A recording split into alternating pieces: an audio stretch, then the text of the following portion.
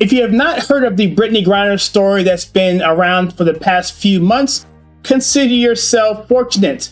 However, I'm sure many of you have. You might know who she is, but you've heard the story about a basketball player in the WNBA who got arrested in Russia, of all places, right during the start of the Ukraine war.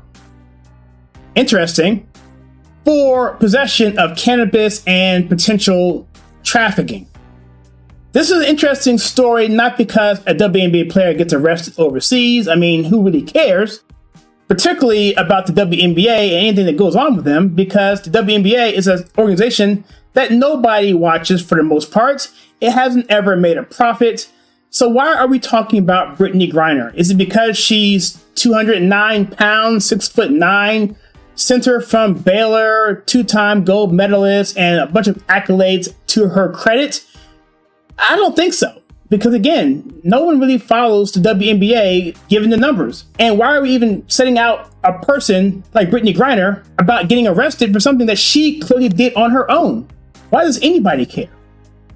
But before we get into this, let's talk about I Want a Belt. I Want a Belt is a fantastic company that makes leather goods. It's a company that has its roots back from immigration from Italy into America. The belts and the products are 100% American made.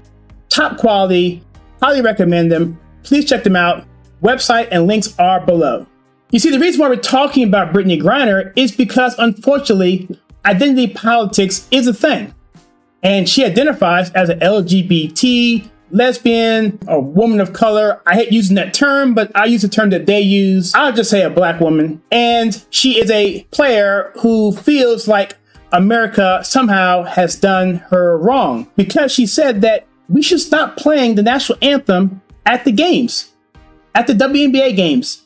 WNBA has made a clear example that they don't want anything to do with patriotism in their product. We have had cases where teams have marched off the court during the national anthem or stayed in the locker room. And see, wokeism and anti-Americanism, even if they say it's for a good cause, in this case, it would be the George Floyd, or let's say Breonna Taylor. Those are two separate issues that we can talk about in another video. But even if it's for those so-called good causes, it turns a lot of people away, especially those who just want to watch basketball and not have politics shoved down their face. And Brittney Grinner is just another person in a long line of these athletes who think that they deserve special treatment. But here is the irony, and here's the point of this video. You see, a person like Brittney Grinner, who doesn't care for America in at least the context that I just mentioned, because what she says is in line with BLM and what they stand for, we have to come to the conclusion that America, to her, isn't that great of a country. Now, if I'm wrong, let's see what she says, but when she got arrested in Russia for the cannabis charges, allegedly, all of a sudden, she's not being treated well. On February 17th at the Russian Sheremetyevo airport, she was arrested for vaping cartridges carrying some sort of hashish oil. At least that's what Russia reports said. Former Pentagon official Evelyn Farkas feared that she could be a high-value prisoner for Russia. Shortly thereafter, Congresswoman Sheila Jackson Lee called for her release, and there was a lot of publicity about getting her free.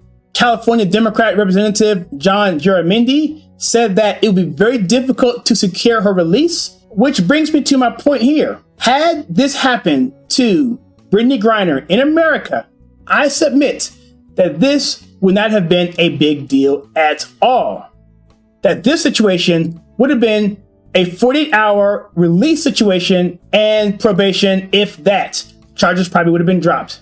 Because in America, we actually value individual freedoms and due process. And I'm wondering if Brittney Grinner, sitting in her jail cell for the past 3 months, thought about this, that the country that she talks so poorly about, at least in those instances I mentioned before, is wondering if she really feels that singing the national anthem is that bad of a thing. And I'm going to leave you with this. Brittney Griner's female partner came out recently against the US government, complaining that she called several times, and the US government did not connect the call to Brittney. She said this, and I quote, "I have zero trust in our government right now. If I can't trust you to catch a Saturday call outside of business hours, how can I trust you to actually be negotiating on my wife's behalf to come home? Because that's a much bigger ask than to catch a Saturday call," unquote. So what's happening here is there are several lessons here that I'm not sure if either Cheryl or Brittney will be connecting the dots anytime soon. The first one is the fact, like I mentioned before, that the laws here in America are tailored around a process called due process, which is given to us by the US Constitution. As an institution, that is America.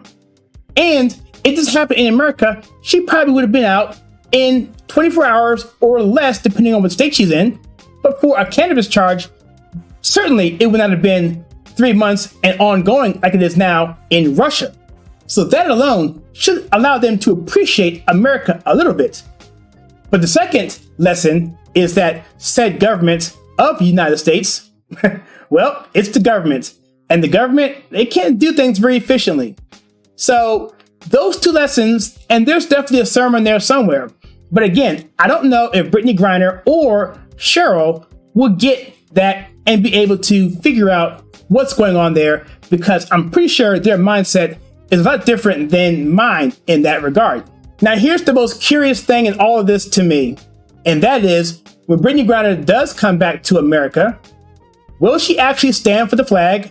And will she actually think that the national anthem is that big a deal for her to protest? We will find out soon enough. My name is Kyle Suggs of The Conservative Take for Red Liberty Media.